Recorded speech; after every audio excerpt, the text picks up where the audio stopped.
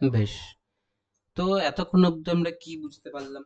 যে ইলেকট্রোম্যাগনেটিক ফিল্ডে ধরো ই হচ্ছে electric field and P is the magnetic field. তো এদের করেসপন্ডিং আমি দুটো পোটেনশিয়াল পাচ্ছি, একটা হচ্ছে একটা ভেক্টর পোটেনশিয়াল আর একটা হচ্ছে একটা স্কেলার পোটেনশিয়াল। ওকে, এবং ফিল্ডের সাথে পোটেনশিয়ালের রিলেশনটা কিরকম ছিল, যে E was minus gradient of phi minus del del t of A, আর বি এর সাথে কি ছিল, কার্ল অফ এ। ফাইন, তাহলে এটা হচ্ছে ফিল্ডের সাথে পোটেনশিয়ালের রিলেশনটা। কিন্তু একটা লাইন লিখি আমি, the potential the potential or potentials A and phi, A vector and phi, in electromagnetic field are not unique। মানে কি? ধরো আমার কাছে একটা ইলেকট্রোম্যাগনেটিক ফিল্ড আছে একটা স্পেসের মধ্যে, এখানে ইলেকট্রিক ফিল্ড আছে আর সরি, এখানে ইলেকট্রিক ফিল্ড আছে অ্যান্ড ম্যাগনেটিক ফিল্ড আছে। এদের করেসপন্ডিং আমি পোটেনশিয়াল এ আর ফাই পেলাম। কিন্তু এটা কি যেটা বলতে চাইছে এই সেন্টেন্সটা, সেটা হলো যে এ আর ফাই শুধু একটা সেট আমি নাও পেতে পারি, আমি এ আর ফাই এর অন্য ভ্যালুও পেতে পারি। এ প্রাইম আর ফাই প্রাইম ধরো অন্য ভ্যালু, এদের জন্য আমি সেম ইলেকট্রিক ফিল্ড আর ম্যাগনেটিক ফিল্ডই পাবো, ই আর B, E prime B prime হবে না। মানে এরকম পেতে পারি, অবশ্যই যে কোনো যা খুশি চেঞ্জ করে দিলে ই আর বি সেম থাকবে তেমন একদমই না। কিছু পার্টিকুলার ওয়েতে যদি আমি এ কে চেঞ্জ করি তাহলে, মানে কিছু পার্টিকুলার ওয়েতে যদি আমি এ কে আর ফাই কে চেঞ্জ করি তাহলে কি হবে না, ই আর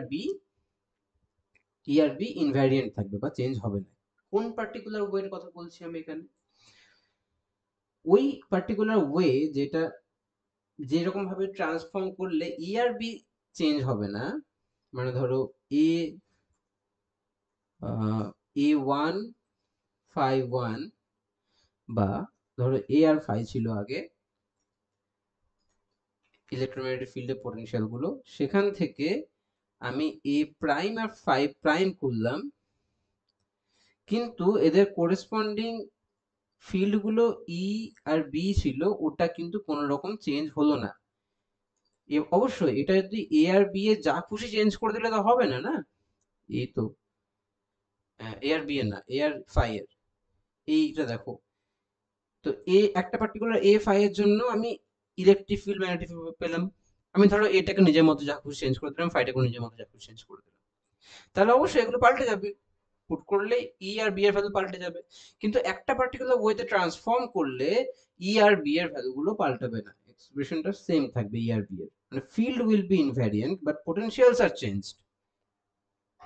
ওই পার্টিকুলার ট্রান্সফরমেশনটা কিরকম হয়? তো ওই পার্টিকুলার ট্রান্সফরমেশনটা কিরকম হয়, তো কিরকম ট্রান্সফরমেশন, যেখানে ফিল্ডটা সেম থাকবে কিন্তু এ আর ফাই আমি চেঞ্জ করছি, পোটেনশিয়াল চেঞ্জ করছি কিন্তু ফিল্ড সেম থাকবে, যদি আমি এরকম চাই।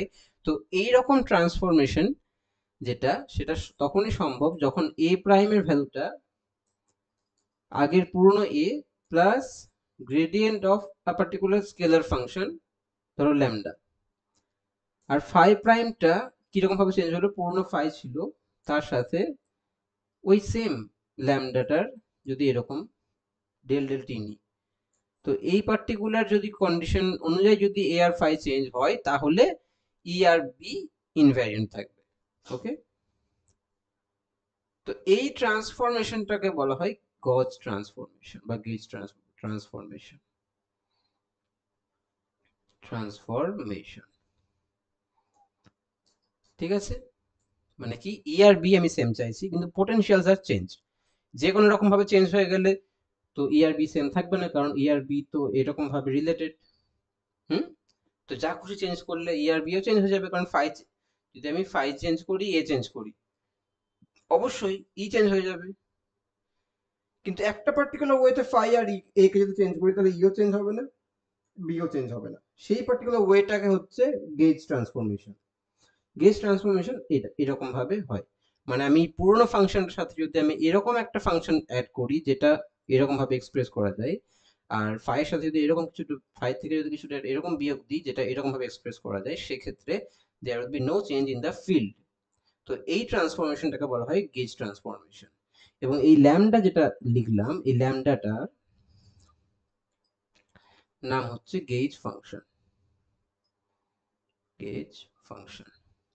ওকে, বেশ, চেক করি যে আদৌ কি চেঞ্জ হচ্ছে কি হচ্ছে না। বেশ, তাহলে a prime is a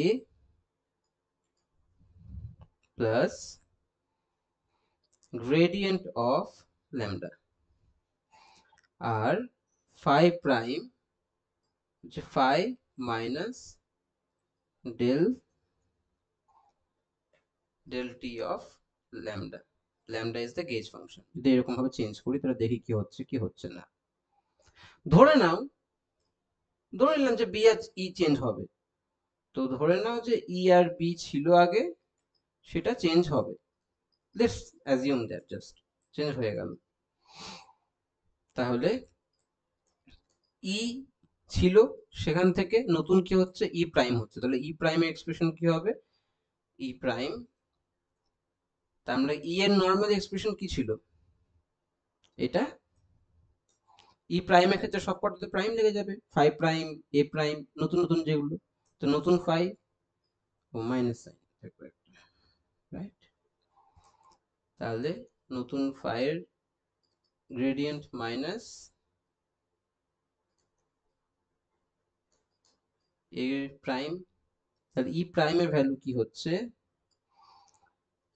phi প্রাইমের ভ্যালু পুট করো এই গেজ ট্রান্সফরমেশনের আন্ডারে, ফাই মাইনাস,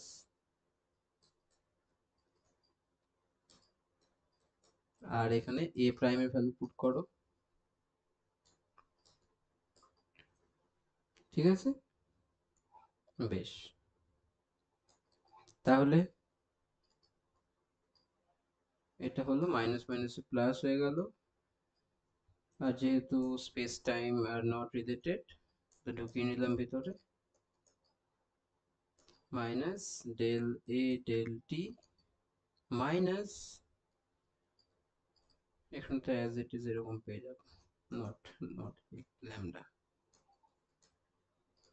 এ দুটো কেটে গেল, তো আলটিমেটলি কি পাচ্ছি,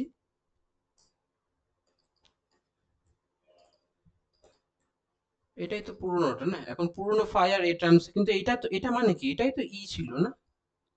তাহলে আমি কি পাচ্ছি, এটা ই প্রাইম ক্যালকুলেশন শুরু করলাম, তো ই প্রাইম ইকুয়ালস টু ই। তাহলে দেখতে পেলাম কি না, ফিল্ডটা চেঞ্জ হলো না, কিন্তু শুধু ইলেকট্রিক ফিল্ড দেখলাম, ম্যাগনেটিক ফিল্ডটাও দেখি চেক করে। তো ফাইন, তাহলে গেজ ট্রান্সফরমেশন আন্ডারে ইটা সেম রয়ে গেল। Let's check for the magnetic field.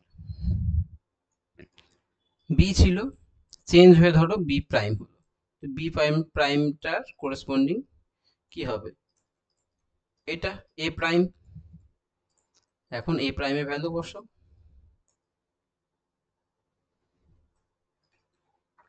এটা, তাহলে এটা প্লাস কার্ল অফ এটা, ফর এনি স্কেলার, গেজ ফাংশনটা স্কেলার, হ্যাঁ, কারণ ওর উপর কোনো ভেক্টর নেই। তো আমরা প্রথম দিকেই বলেছিলাম যে এরকম এক্সপ্রেশন জিরো হয়, কি রকম, যে for any scalar field this becomes zero, তাই তো। তাহলে এখানে ওটা চলে এলো, তাহলে আমি কি পড়ে এলো হাতে, এটা পড়ে রইলো। এবার দেখো, এটা তো পুরোনো বিটা না, এটাই তো বি ছিল। তাহলে আমার কি চলে এলো, B prime equals to B. তাহলে বিও চেঞ্জ হলো না, এও চেঞ্জ হলো না, কিন্তু for this type of transformation, তাহলে গেজ ট্রান্সফরমেশনটা মনে রাখো, এই পার্টিকুলার ট্রান্সফরমেশন হলে potential will be changed but the fields will remain same. Okay, বেশ, থাক এতটা অবধি।